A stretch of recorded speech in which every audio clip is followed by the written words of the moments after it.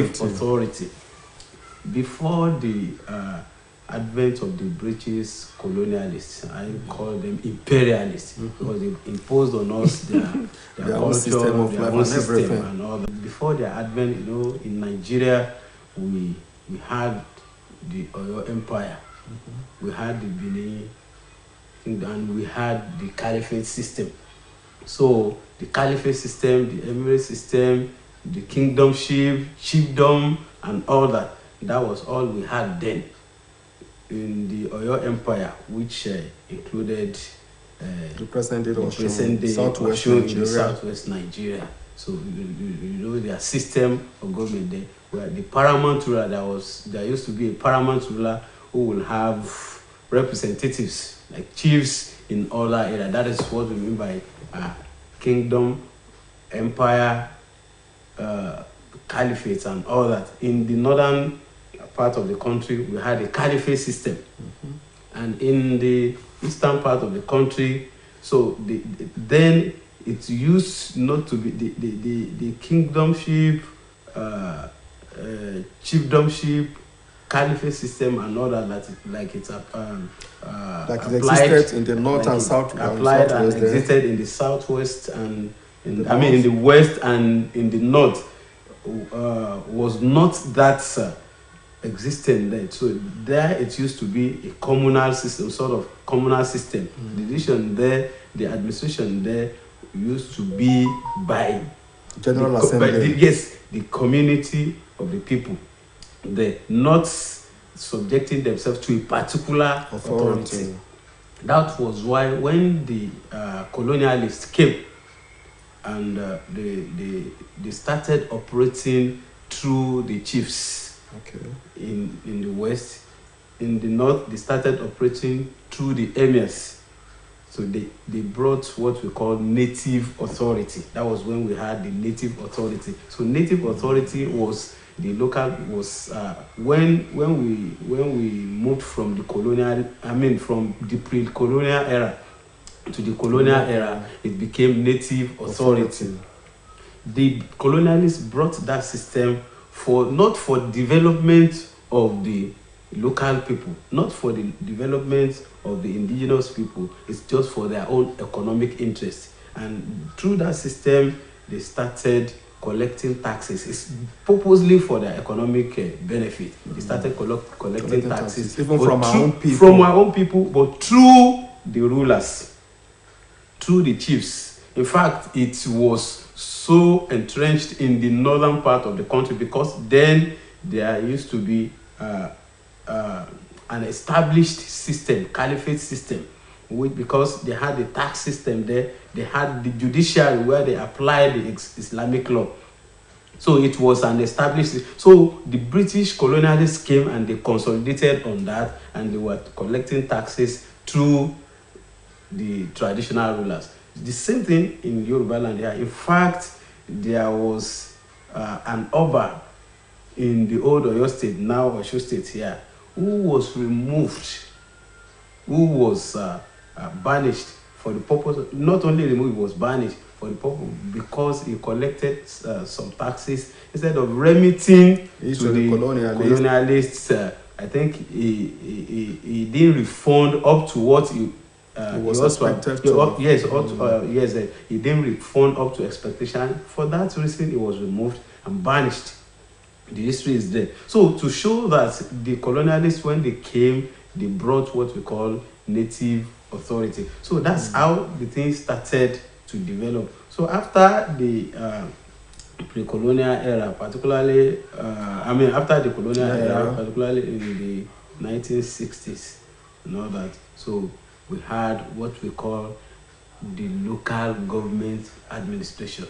But they call it local government administration. When we are talking about local government administration, you are talking about decentralization. You are talking about the concentration or devolution. And that's the area I would want to, when I said, when you are talking about local government administration and local government system, they are two different things. The essence of local government is for governance to be at the grassroots, to reach the people at the grassroots. We will go there, and you will have ample time to explain that. What is the position of the Constitution on local government system? Thank you so much. So I think without exploring the history a bit, but you just give me 1 minute to say we are talking about the concentration is to ensure that governance trickles down. It trickles down to the local people. So now it could mean devolution at times, and it could mean administration. That is the area I'm going. If it is administration, that means the financial autonomy, capacity to develop at the local level without subjecting themselves to a higher authority. That is what we call devolution, when it carries along executive power to execute projects, to carry out some initiatives. But when it's only the concentration for the purpose of administration, that means the administrator is under a higher and a superior authority. So there is a difference between local government system and local government administration. Now to your question, sir, when the position of the Constitution of Nigeria as regard local government system, anything local administration and all that is no longer is not what the Constitution contemplates. What the Constitution contemplates now is a democratically elected local government system. If we check this, it's a local government system in Nigeria, or local government administration has a checkered history. So at the time there was a multi-layer local government system in which you have district, division, and county. For example, in the old Western region, we had Osun Division, Osun Division, Osogbo District. So under a division, you have a district. Under a district, you have a local council. So we have divisional council, we have district council, we have Osun Division, Osogbo was a district. Osogbo District was under Osun Division. So I think when we had Osun Division, we had then we had Ife, we had Ijesha. Yes. So under that division, Osun Division, we had Osogbo District. Under Osogbo District, we have some local councils. It was a multi-layer system, the local government system, and that was abolished, particularly when when the 1979 Constitution was promulgated, and we had our constitution providing for a local government, a democratically elected local government system, and that was incorporated into the existing 1999 Constitution as amended. It is still there. That's under Section 7 sub 1, the local government system, democratically elected local government system, is guaranteed under the Constitution of Nigeria, and that every state government must ensure that the local government system, local government administration, not local government administration, local government system exists in every state of the federation, particularly with regards to the local government that has been created under the Constitution of the Federal Republic of Nigeria. So the position of the Constitution is that there must be a democratically elected local government system. And to that effect, the National Assembly has been empowered to make laws for the purpose of conducting elections for the purpose of conducting general elections, presidential, governorship, National Assembly, and State Assembly elections. The National Assembly still empowers the National Assembly to make laws for the purpose of conducting elections into the area council in the F60. That is, it is the responsibility of INEC, the Federal Electoral Body, to conduct election into the area council election. And election into an area council is more or less an election into a local government. So that's why the Constitution mandates every state assembly, or empowers every state assembly to make laws for the purpose of for the purpose of conducting election into the local government in each state of the federation, but with a proviso. The proviso is that it's under Schedule 12 So if you look at parts 11 and 12, and paragraphs 11 and 12, part 2, schedule 2 to the 1999 Constitution as amended is there. Paragraph 11 gives the National Assembly the power to make laws for the purpose of conducting local government elections. Paragraph 12 gives the State Assembly the power to make law for the purpose of conducting local government elections as well, but with a proviso that such laws of the State Assembly must not be in conflict, must not be inconsistent with the laws made by the National Assembly. Okay. And that is why most state laws, most state electoral laws experience a collision course with the laws made by you don't want to say wrong contrary to. wrong control. So because if there is a head-on collision between a state law and Local government law. a state law and a federal law made by an act of the National Assembly, definitely it is the state law that will bow for it. We had an example here in Osun State. In fact, the classical case that is being cited all over the country here happened here in Osun State. We will go to that. Let me ask another question. We will still go to that further. There are times we hear people saying local government is an appendage of the state government. Some will say no, local government is an independent tier of government by itself. What is the position of the law? Well, I want to say that it used to be before the colonial era. During the pre-colonial era, it used to be. Used to be what? Used to be an appendage of a higher authority. During the colonial era, when native authority, native council, or what's it called, was introduced, it used to be that the local government was under a superior authority. So then we had local government administration. It was between 1955 and 1960 that we had what we call the multi-layer local government system. As you explained. To a certain extent that, yes, as explained earlier, to a certain extent that the local government was somehow independent. So it was not until 1979, because each state, when there were regions in the country, western region, eastern region, and the northern region. So each region dealt with the local government system either by way of local administration or local council. But when Nigeria had 19 states, most states in the southwest here, Oyo then, we were in Oyo then, we in Osun here were in Oyo then, Oyo and some other states in the west here conducted local government elections in the region, and that was adopted when during the 1979 constitution. That it is better we have a local government system at the local government level, not just local government administration that will just be an appendage of the state, of a higher authority, so that there will be governance at the local level. For example, when the one I cited, that's the multi-layer local government system. Yeah. Under the multi-layer local government system, we had in the east, we had the county council, we had the district council, and we had the local council. The county council will be the authority to execute projects, infrastructures, and all that. The district council was just to attend to health. Okay. While the local council will attend to other petty things and all that. That's the multi-layer system practiced then. So here in the West, it was the divisional council, the district council, so they did all that. So now it was the 1979 constitution that did the local government reform. There was a summit in 1976 in which local government administration in the country was looked into, and it was recommended that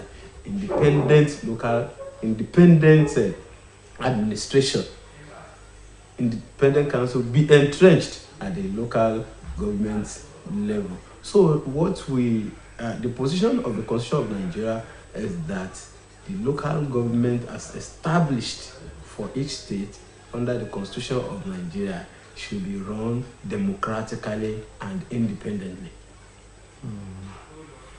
So we can now subsume that under what we call local government autonomy? Yes. To a large extent, the 1999 Constitution of Nigeria, as amended, has given an umbrage, an opportunity for the existence of the local government system, not local government administration. But what obtains in most states is what we have local government administration. When people move from what's it called, like it used to be during kingdom, countyship, and all that. Now what we have is council managership. The council manager is still subject to a higher and a superior authority. So, and that is not what the Constitution envisages. The Constitution envisages a local government system in which the local government will be run independently for smooth and seamless delivery of democratic dividends to the people at the grassroots level. Will you say that 100% a local government authority put in place by a political party in power will be 100% independent of the state government belonging to the same political party? Well, I think from constant experience has shown that the local government, even as it is under the 1999 Constitution that as amended, that the local government system is established. What obtains in most states is that you will not see in place a democratically elected local government. That's what obtains in most states. So it's like the state government usually stifles the local government in such a way that they put some people there in the name of... Now, what I'm saying is, even when we have democratically elected local government heads, can we say such local government system or administration rather will be 100% independent of the state government? Well, when we are talking about independence, we are talking about not being tampered at all, no interference from the state government, and that is not possible in anywhere in the country, because under the Constitution, a local government is under a state. Okay. For example, if you look at the legislative list under the Constitution, we have the exclusive list, we have the concurrent list, and we have the residual list. Under the exclusive list, no state government has any power. No state legislature has any power to legislate in those areas.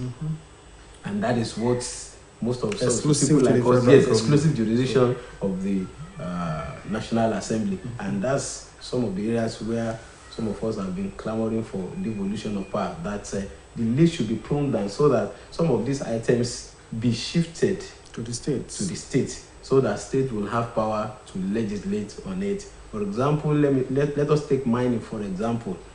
If you are saying that before we can tap our resources here in Osun State, we have to seek the approval of the federal government.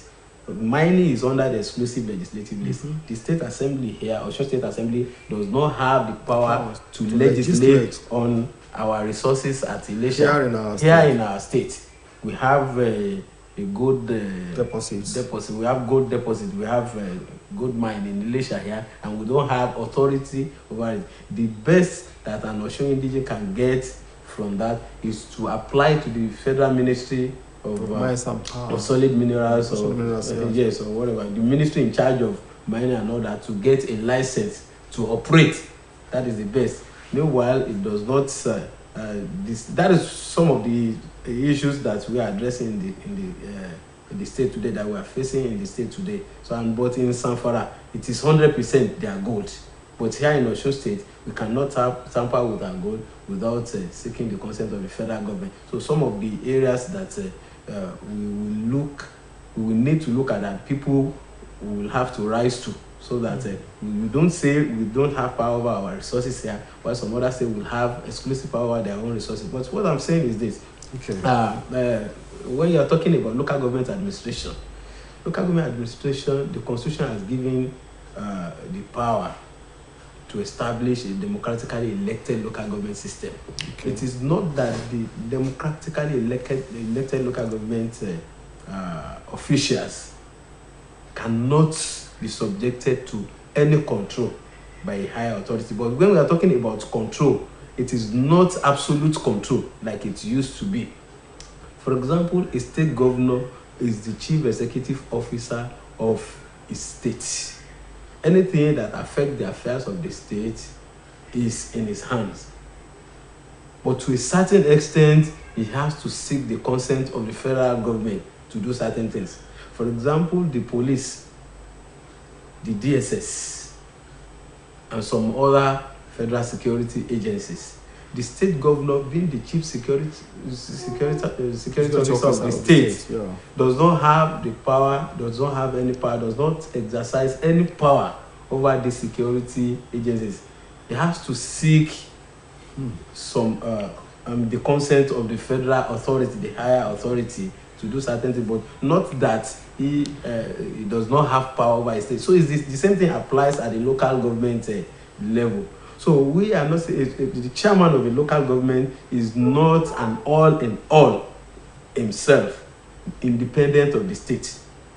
Is an all in all with respect to his local government. But that does not mean that the state cannot exercise some oversight function, especially the House of Assembly of the state cannot exercise some oversight function over the local government. That is where we have the Ministry of Local Government to regulate the affairs of the local government so that they are not going out of bound.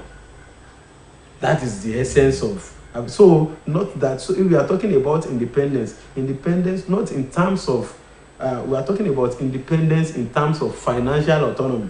Okay. In terms of saying, okay, these are the local roads that we have in our local government. For example, if you are a local government chairman and you say, okay, these are the roads in our local government, I can wake up this morning and say, let us do budget and do certain things that affect our local government. You can do it independently without seeking any approval. But that does not mean that the finances of the local government cannot be scrutinized by a higher authority, especially the Ministry of Local Government, the House of Assembly, and all that.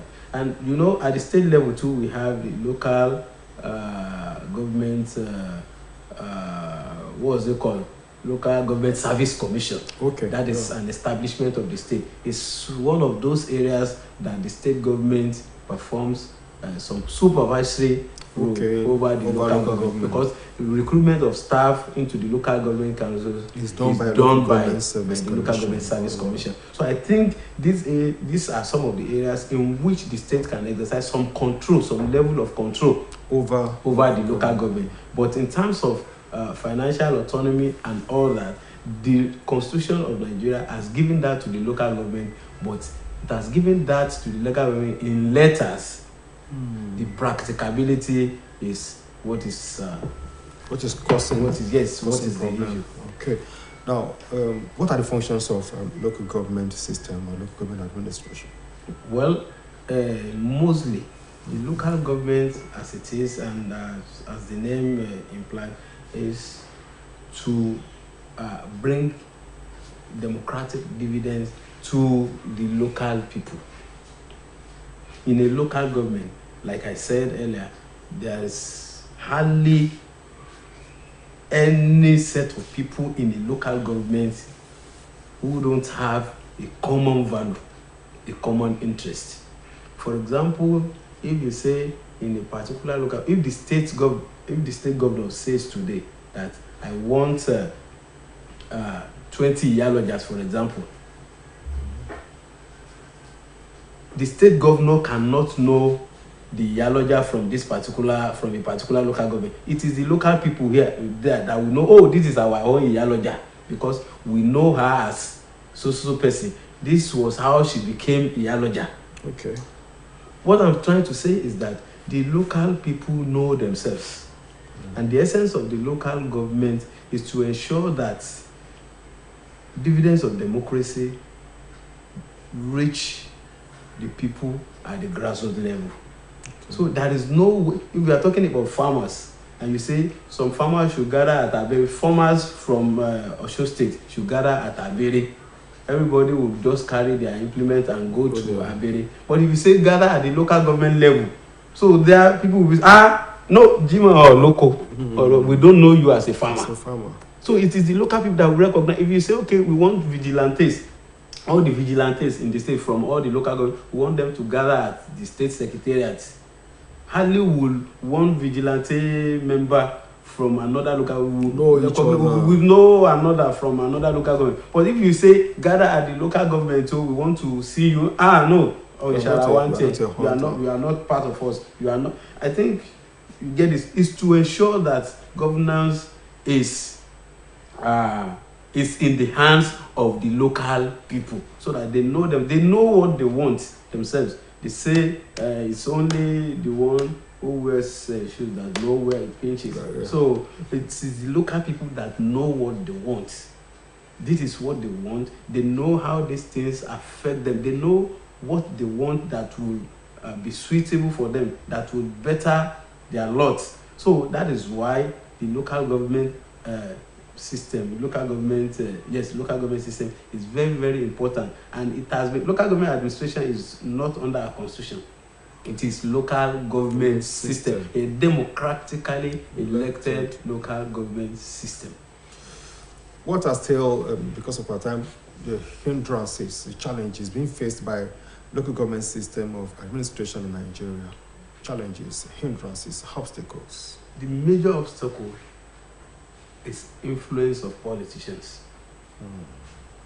Because the issue is this: there are certain things we have turned the local government into appendages of the state, so much that hardly will you see in most states, not only in Osun State, in most states, hardly will you see a state government conducting proper local government election properly so called into the local government system. They have turned the local government into compensation tips for their loyalists. And they say, okay, if you are to go for this, if you are to go for that, so let's just put someone there in the name of caretaker.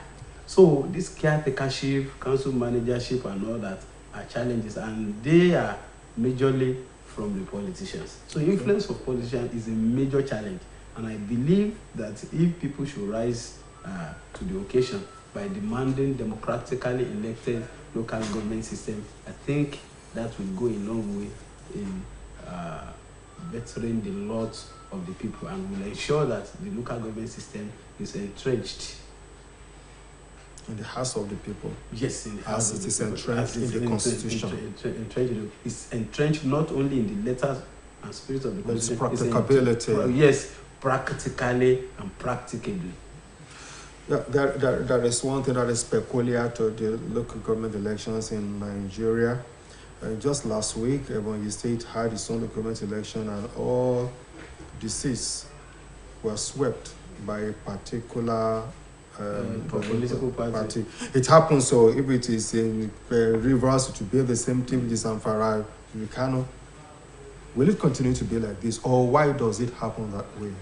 Well, or when it happens, will you say no, the election is not free and fair? Or, you see, politicians will say, "Oh, sorry, democracy is in danger." It's usually, before 1999.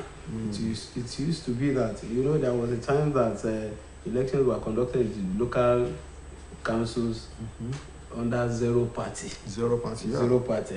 So and we had local government election in some states in which some political parties, opposition political parties, won some seats. Yes, and they won some seats. Even it happened here in Osun State. I think it had happened here in Osun State as well, one time or the other. But the issue is with the state electoral body.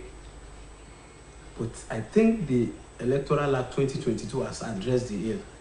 I spoke about, I wanted to talk about the OSEC and Action Congress the other time that happened. I said it was a case that happened here in Osun State, and it was contested up to the Supreme Court. And the Supreme Court said that any state law that runs contrary to the provision of the federal law, even though it has to do with local government election, that state law has to bow, and even in fact null and void. to the extent of that inconsistency. Now, the Electoral Act 2022, if properly implemented, Okay. will have addressed some of these issues. For example, now, no state electoral body has the power to conduct any election that will run contrary to the procedure and processes for election under the Electoral Act 2022. If you want to give notice of election, if you want to conduct an election, if an electoral body wants to conduct an election, you give notice of that election. You cannot give any notice of election now at the local government level without complying with the provision of the Electoral Act. Okay. Under the Electoral Act now is now 360 days. So that means if you want to conduct election into the local government here in Osun State now, and OSEC is to issue a notice now, they must have given the notice 360 days, and they must publish the guideline to notify political parties on the timeline within which primaries must be conducted, and nomination of candidates must be submitted to the OSEC, to the electoral body. It must be in tandem with the provision of the Electoral Act, to the extent that the Electoral Act has made it a crime now.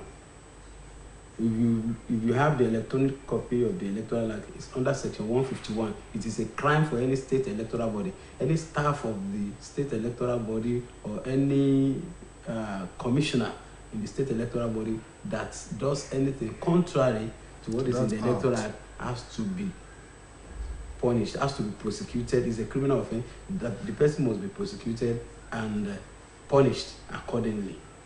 And if it is the hard copy, if you have the hard copy of the Electoral Act 2022, I think it's under Section 150. So what I'm saying in essence is that some of these ills and challenges that the local government system is facing, I think is to a certain extent been addressed by the Electoral Act 2022. Apart from that, our courts have always risen to the occasion, to the extent of declaring caretakership, council managership as null and void, that what the Constitution envisages at all times is a democratically elected local government system.